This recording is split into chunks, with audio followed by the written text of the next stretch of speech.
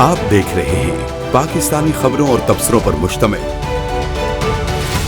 आखिरी शो।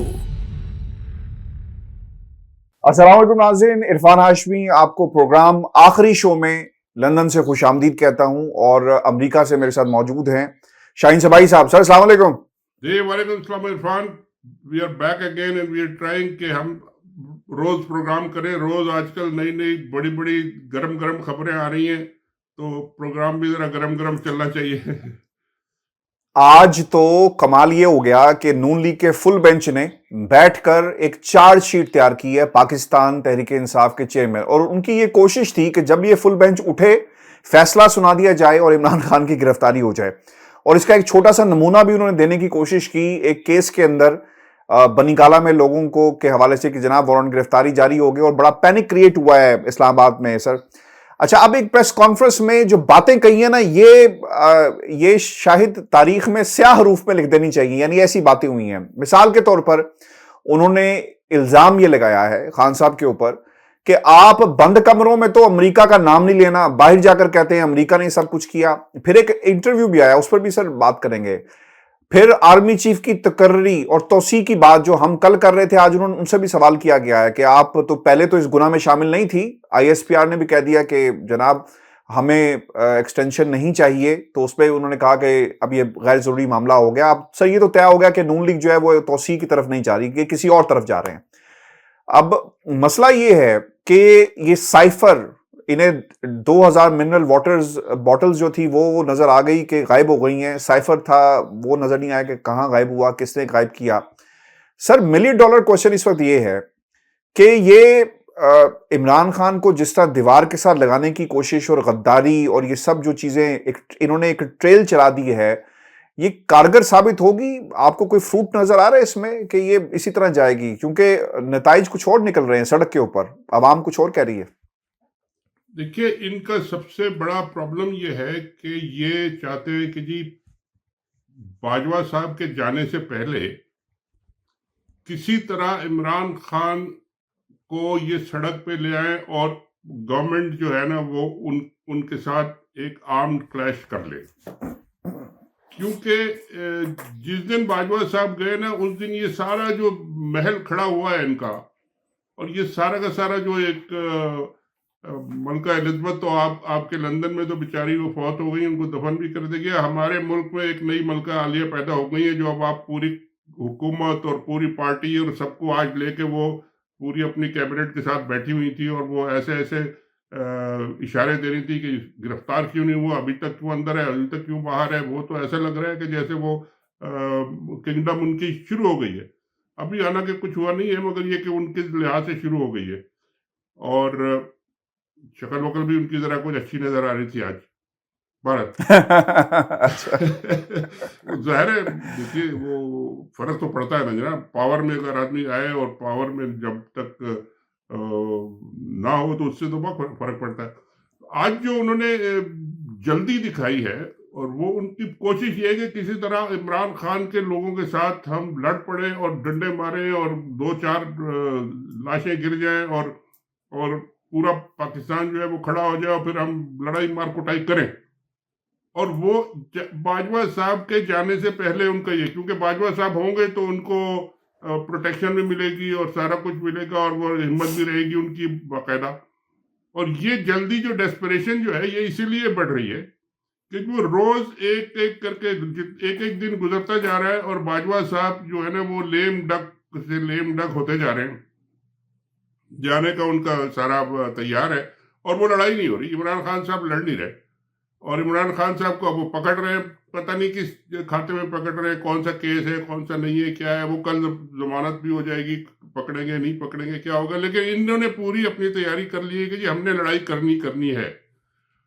और ये बड़ा टेस्टिंग टाइम है इमरान खान के लिए भी और पीटीआई के लिए भी और फौज के लिए भी। अगर उन्होंने ये लड़ाई होने दी और ये किसी तरीके से ये गंद सड़कों में मच गया और ये एक तरह से ये बॉटल खुल गई और ये जिन बाहर निकल आया, तो ये फिर सबके लिए खराबी होगी और इसको रोकना जरूरी है। और अभी तक चले अच्छा है कि रुका हुआ है, लेकिन ये जो हम नया एक मलका आलिया का राज देख रहे हैं, ये तो अभी शुरू हुआ है सर, अभी तो उनको परमिशन मिली है, वो या कहते हैं ना झंडी मिली है कि जी आप जाए, आप करें अपना काम शुरू, और वो अब उन्होंने शुरू कर दिया। सारे वजीर वजीर सर इसमें एक सवाल ये है कि आपको याद है कि इन्हें एक्सेस मिला था उन मीटिंग्स का, क्योंकि सहाफ़ी जाकर वहां पे कहते थे कि मियां साहब मरियम को आप मीटिंग्स में बैठाया करें।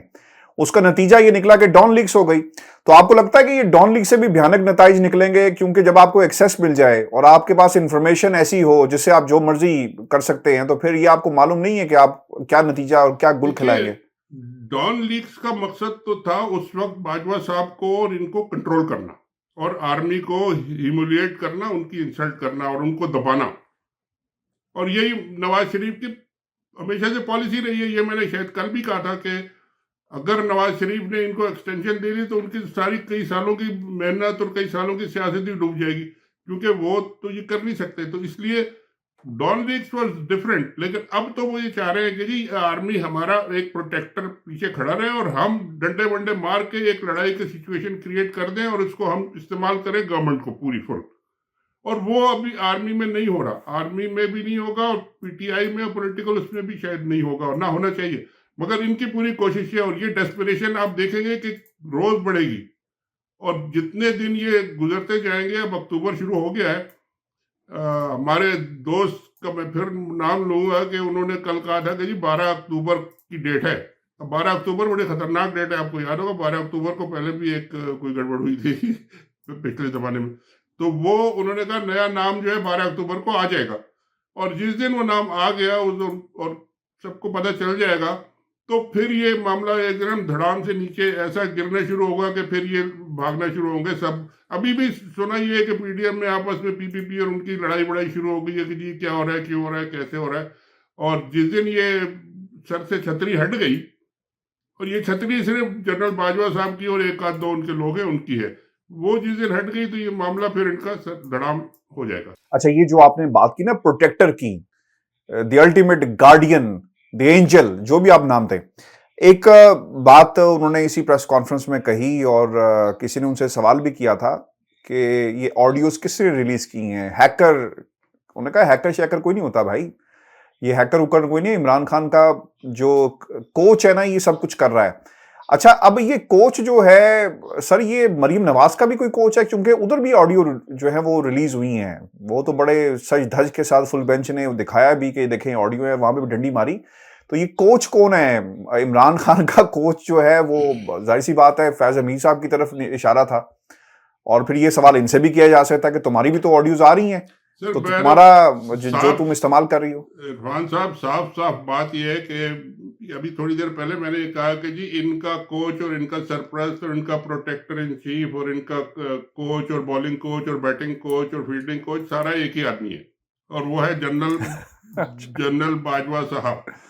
और उनको जल्दी ही ये कि जी जनरल बाजवा के होते हुए हम कुछ कर ले, हमारा कोच ही अगर डिसमिस हो गया तो पता नहीं नया कोच आएगा वो कितने दिन लगेगा टीम बनाने में और कितने दिन लगाएगा अपनी ट्रेनिंग में, और हमारा क्या बनेगा उसके बाद और लोगों का क्या बनेगा। तो ये सब हम फिर इनका महल जो है ना वो मलका आलिया का महल, ये rain of queen Elizabeth, Pakistani queen Elizabeth जो है इनका चलेगा 2-4 हफ्ते का है ये, क्योंकि जिस दिन ये मामला खत्म होगा उनका बाजवा साहब का और नया T20 शुरू होगा, उस दिन ये मामला सारा इनका तो रुक जाएगा और कोच वॉच सारे इनके गायब हो जाएंगे।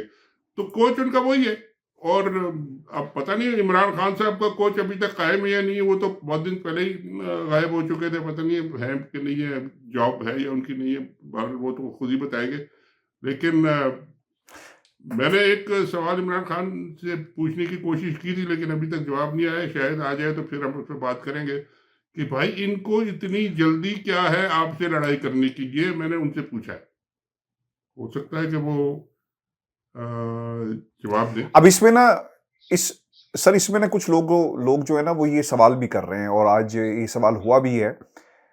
अख्तर काज़मी ने ट्वीट भी किया, आपकी नज़र से भी गुजरा होगा, कि डार साहब पाकिस्तान आ गए, चढ़ाई कर देते, एयरपोर्ट पे घिराव करते, प्रेशर बिल्ट होता कि भाई हम नहीं आने देंगे, ऐसा नहीं हुआ। अब 7 दिन का काउंटडाउन शुरू हो गया पाकिस्तान तहरीके इंसाफ के जो जितने भी लीडर्स हैं उनकी अगर आप ट्वीट्स उठाकर देखें, द काउंटडाउन हैज बिगन और 7 days टू गो और ब्ला ब्ला जो भी।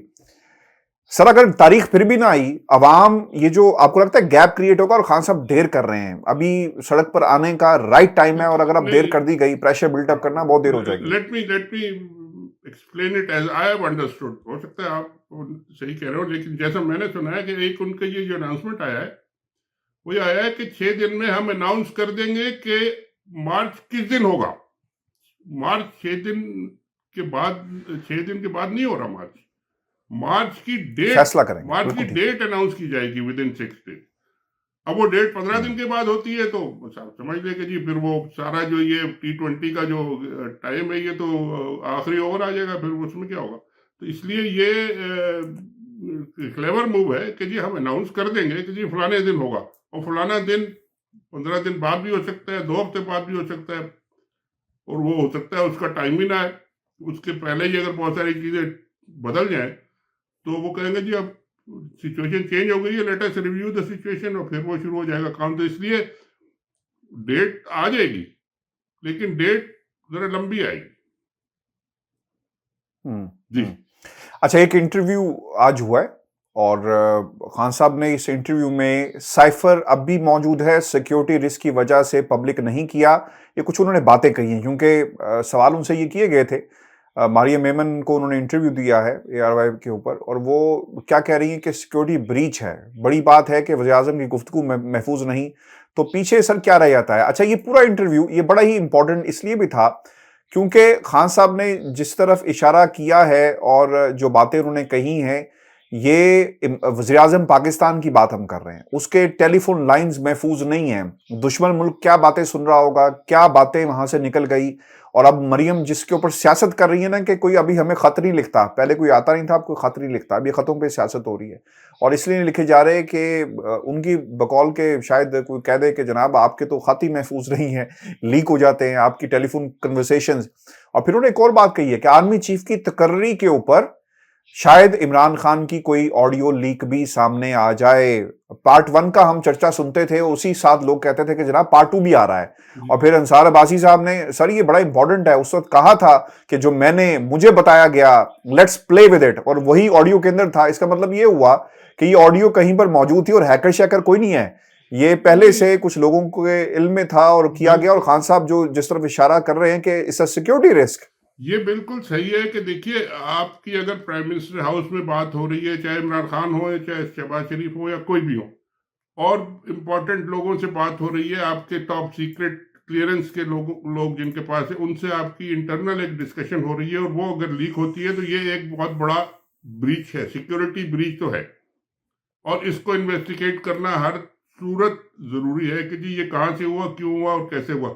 मगर पॉलिटिकली इनको ही फेवर कर रहे हैं तो ये खुद कर रहे हैं, तो ये तो बहुत ही मेरा ख्याल है गंदी पॉलिटिक्स इसको कहना चाहिए, या बेवकूफ़ी की बात है कि ये अपने आप को खुद ही मरवा रहे हैं, कि अपनी बातों को खुद ही रिलीज कर रहे हैं, ये ऐसा। अच्छा, दूसरा साइफर वगैरह की जो बात है वो तो यानी कल भी हमने कहा था कि ठीक है साइफर अपनी जगह है, उसकी चोरी होना इज इम्पोर्टेंट, साइफर गया कहीं नहीं है, सबके पास मौजूद है वो तो। और जब इंक्वायरी अगर, लेकिन वो मुकदमा कह रहे हैं ना कि इमरान खान के ऊपर मुकदमा करेंगे, और मुकदमा तो शहबाज शरीफ पे होना चाहिए कि इनके होते हुए साइफर गुमाए। उसके बाद तो इन्होंने सारी मीटिंग्स की है, साइफर ले जाके पेश किए हैं सब जगह, तो वो साइफर की कॉपी किसको किसने दी और कहाँ से कहाँ गई, और वो सारी की सारी तो मौजूद है। तो ये अब गुमने का खबर आज इनको मिली है क्या? तो ये ऐसी बात नहीं है, ये सारी पॉलिटिक्स। उसका सर जवाब भी आया। डार साहब ने ये कहा है कि भाई हमें जब प्राइम मिनिस्टर हाउस हमारे हवाले किया गया था, हमने 4 साल के कागज चेक नहीं किए। अब हैरानगी की बात है, कौमी सलामती कमेटी का इजलास हो गया तो उसमें ये रखा क्या था, वहां क्या था जिस कागज को जो एनालाइज किया जा रहा है? ऑब्वियस बात है, इस पे तो डिस्कशन भी नहीं करना चाहिए, ये तो सब आंखों में धूल झोंकने वाली बात है। जब एक पूरी मीटिंग है, 2 हो गई आपकी कौमी सलामती की, और सब उस पर प्रेस रिलीज भी इशू हो गए, उस पर आपने डिमार्श क्या कहते हैं वो अमेरिका को भी भेज दिया। अब उसके गुमने का क्या सेंस है? क्या गुम गया तो क्या गायब हो गया सबकी हर जगह से वो कॉपी फेड हो गई? क्या हुआ? मतलब आई डोंट नो, बेकार की बात है। मतलब दिस इज ऑल पॉलिटिक्स, ये diversion, this is basically diversion from other issues. और जो अदर इश्यूज क्या है वो वही है जी, डार साहब ने आके जनाब शुरू कर दिया है कि जी ये कीमत कम, वो कीमत कम, फलाना ये फलाना वो। कहाँ से कर रहे हैं ये? अपनी जेब से बताए ना, कितने मिलियन बिलियन डॉलर लेके आए जो आके इन्होंने फौरन ये रिलीफ देना शुरू कर दिया। इधर से जेब काट के उसकी जेब में डाल रहे हैं, उधर से जेब काट के उसकी जेब में डालेंगे और कहेंगे जी हमने बड़ा अचीव कर लिया। वो तो मास्टर है इस बात के। तो ये नहीं चलने वाला है भारत। अच्छा सर, ये कुछ कमेंट्स भी आए हैं, मैं चाहूंगा कि इसे भी हम शामिल करें। मुदस्सर रफी साहब ने बात लिखी है और बड़ी जबरदस्त बात लिखी है। वो ये कहते हैं कि पाकिस्तान में सिर्फ एक ही कानून है, जिसकी लाठी उसकी भैंस, बाकी 73 का आइन और कानून सिर्फ इसलिए अदलिया और वकीलों को रोजगार देने के लिए लिखा गया है। अच्छा, ये बिल्कुल सर ये एक मिनट सर, मुझे जरा इस पे सोचने दें। ये लाठी तो हमें समझ आती है, जिसकी लाठी किसके पास है वो तो हम समझ सकते हैं कि किसके पास है लाठी। ये भैंस कौन है जी? ये जरा समझा लें जरा। ये जरा गौर करें। कोई अच्छी गोरे चिट्टी मेकअप शेकअप करके तो कोई आपने भैंस नहीं रखी हुई कि जिसकी लाठी उसकी भैंस। क्या हो गया भाई? तो जरा ये कमेंट करने वाले भी जरा सोच समझ के करेंगे भाई। हाथ उला रखे। ठीक है, कानून तो हमें पता है कि कानून का तो हमें पता है कि जी वो तो सब अल्लाह ने के बाने उसका। बाकी खैर मोहम्मद अच्छा, मोहम्मद एहसानुल हक ने एक ट्वीट भी किया है, why you giving so much importance to the posting of army chief. जी सर, क्यों हम इंपॉर्टेंस दे रहे हैं? नहीं, ये तो खैर बेसिकली क्वेश्चन ही मेरा ख्याल है कि सारी पॉलिटिक्स की बुनियाद और सारा जो गेम है वो सारा का सारा एक आदमी की पोस्टिंग पे और उनकी टेन्योर पे है। और उन्होंने 6 साल तक जो किया है और अपने लिए जो कुछ कमाया है, अब वो कोई दूसरा वो सवाब जो उन्होंने कमाया है वो दूसरा आने वाला शख्स उस सवाब का टोकरा जो है ना वो उठाने की हिम्मत या जुर्रत या बर्दाश्त भी नहीं कर सकता। तो ये तो है ही सारा गेम इस बात पे कि कौन आपका आर्मी चीफ है और कौन होगा। और ये तो बेसिक बात है, इसमें क्या। जवाद राणा साहब हैं और जिस ये आईडी से करे वो पीपल्स पार्टी का एक झंडा बना हुआ है। तो मैं ये बताना इसलिए जरूरी समझ रहा हूँ कि इन्होंने क्या लिखा है। ये लिखते हैं कि सवाई साहब, analysis make sense, a new army chief can never continue the mess Bajwa has created, there can be no worse enemy of the Pakistan. ये खैर उन्होंने एक बात कही है और वो उन्होंने आपकी उस बात से जो है उसको इंडोर्स किया है। फिर वो तो एक तरह से एंडोर्स ही किया है। मगर एक बात मैं चलते चलते कह दूं कि जी पहला हमने प्रोग्राम किया था, मेरे ख्याल है बेशुमार लोगों के उस पर कमेंट्स आए हैं, कई 100 तो मैं देखे थे। उसके बाद फिर देखना ही छोड़ दिया, बहुत ज़्यादा कमेंट्स थे लोगों के और रिस्पांस भी बहुत अच्छा है, व्यूज़ भी बहुत अच्छे हैं। मेरे ट्वीट किया था उस पर भी मेरे ख्याल है 100,000 150,000 के करीब व्यूज़ आ गए। बहुत पॉजिटिव रिस्पांस है, सबका शुक्रिया और इंशाल्लाह हम करते रहेंगे। आप लोग भी सपोर्ट बहुत बिल्कुल ठीक है। वीर जी, आज का हमारा आखिरी शो था। आखिरी शो का मतलब ये नहीं है कि ये हमारा आखिरी शो है। इस प्रोग्राम का नाम ये है कि जब दिन का आखिरी तमाम खबरें, तमाम टॉक शोज, हर चीजें सेटल डाउन हो जाएं तो फिर हम जो है वो जाग जाते हैं। तो इसलिए इसका नाम आखिरी शो रखा गया है। आप कमेंट्स भेजिएगा, चैनल को सब्सक्राइब करना मत भूलें। इजाजत दीजिए, अल्लाह ने के बाद।